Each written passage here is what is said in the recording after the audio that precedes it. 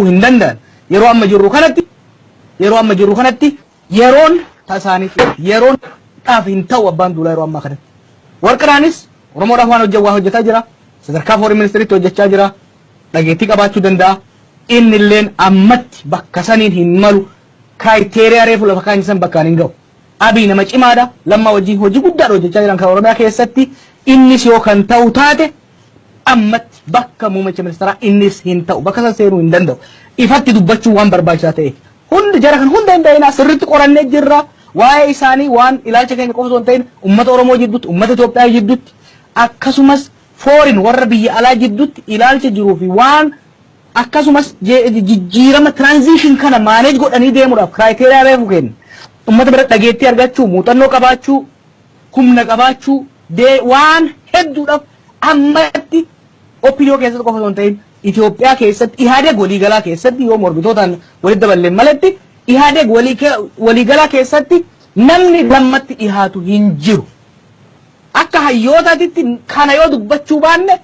boru deebinee seenaa barreessuu hin barbaannu we are public intellectuals akkas osoo ta'e osoo abalu ta'ee jiraate jennee seenaa barreessuu hin barbaannu seenaan akka hin jallanne hireen akka hin banneef abbaan duulaatis hin ta'u warqiraanis hin ta'u abiyyis hin ta'u isaan waan akkanaa yoo kan hawwii qabaatan taate dhiisuu danda'uu qaban gurbaa duubaan hiriiranii lammaan hanga ammaa waan hojjete kophatti hin hojjanne dagalee ta'aniifit asiin isa gayan utubanit asiin isa gayan warri isa dura gorsaa gaaddisa isaa ta'a warri isa duuba humna isaa ta'a tiim lammaa hoggaa jennu kana tiim lammaa hoggaa jennu malee luka isa qabuun fiigeetiin bira dabra jechuun olola adda addaa oofuun agaaf Oromirra raala waan wayyaanee namaan jechaa jirtu kanaaf hin ta'u warri manguddoo kabajaa teessan ofirraa hin hir'isina waan hanga ammaa hojjettan of jalaan balleessina warri jalaa ol dhufaa jirtan tungizeen teessanii miti this is not your time amma dastaar amma urjiin tan jirtu gaaddidduun tan jirtu gadaan tan jirtu ummanni Oromootis ta'e ummanni Itoophiyaaf kan addunyaa kan irraa abdii qabu Lammaa Magarsaati isa cinaa hiriira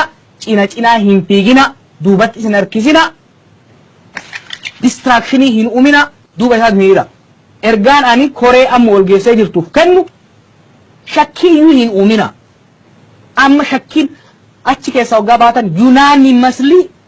waan nu jennu saataatu waan ormi jau wanni keessa wanni gara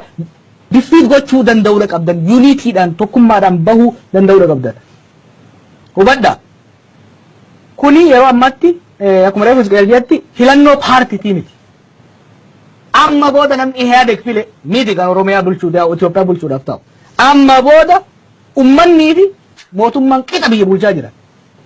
kan deemu barbaadu gara biyya ummanni bulchuutitti kan deemu barbaadu kanaaf namni qeerroon hayyamte namni ummanni Oromoo ummanni kun fudhatan qofa kan ta'u yeroo ammatti undisputably shakkii tokkoon malatti Lammaa Magarsaatu jira isaan cinaa fi fiiguuni seenaatti isin gaafachiisa ammallee yakka guddaa keessa isin galcha qeerroodhaan wanni an jedhu qophaaya wanni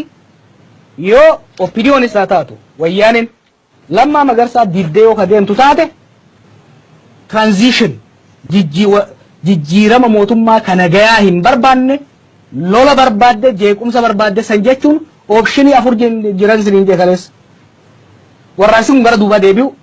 warraaqsi kun mootummaan kun osoo jiru hoggansa mootummaa kana jalatti gara dimokiraasiitti ce'u kan sadaffaa mootummaa kana gara galchanii mootummaa biraa jaaru kan sadaffaa biyya addaan diigamuudha yoo nama sirna abbaa irree kanaatirraa fuudhee gara sirna dimokiraasiitti nu ceesisuu danda'u kana bakka san kaa'uu kan didan taate isaan kan barbaadanii duubatti nu deebisuudhaaf akka ta'e qeerroon sirriitti beekuu danda'uu qaba warraaqsa kan duubatti deebisuudhaaf akka ta'e qeerroon sirriitti beekuu qaba duubatti akka hin deebine immoo nu gara fuulduratti dhiibuu qaba jechuudha qeerroon kana gochuudhaaf immoo option 3 filannaa sadaffaa jechuunis sirna kana gara galchanii sirna haaraa jaaruudhaaf of qopheessuu danda'uu qaba mormitoonni illee kanarratti qophaa'uu danda'uu qaban dhiibbaa hamma dandeenye dhiibbaa godhuu qabdan akka Lammaan bakka kana qabu Lammaa qofa osoo hin ta'in namni biraallee warri isa wajjin jiru garasitti akka bahu warri progressives reformists warri jennu kun gara fuulduratti akka bahan dhiibuu danda'uu qabna kun didamee garuu nama sirna wayyaaneetiif ergamu nama jijjiirama hin barbaanne gadaa duriis taate warra gadii keessaa yoo kan fidan taate sirna kana facaasanii sirna haaraa gadhaabuudhaaf qophaa'uu danda'uu qaba. Kan ammoo gochuu akka danda'u atan ofiyyootti ni barbaada. Dura isin lulluqachuu teessi keessoon qeerroon. Kan ammoo qeerroon waan isin godhuu dandeessu torban dabre dhageessanii turtan. Torban dabre qoosu turte ta'u ofiyoon. Oo bakka dhume bar qeerroon harka keenyatti galee jira, uummanni fixee jira maal. Guyyaa lama keessatti cal zim isin goote. Amma booda immoo gara kanatti yoo deemtan waan warraa isa kana fashalsa. Waan hawwii fedhii uummataa fashalsa yoo deemtan taate ammallee kasan daranii isin godhuudhaaf qophii akka ta'an akka beektan hin barbaada.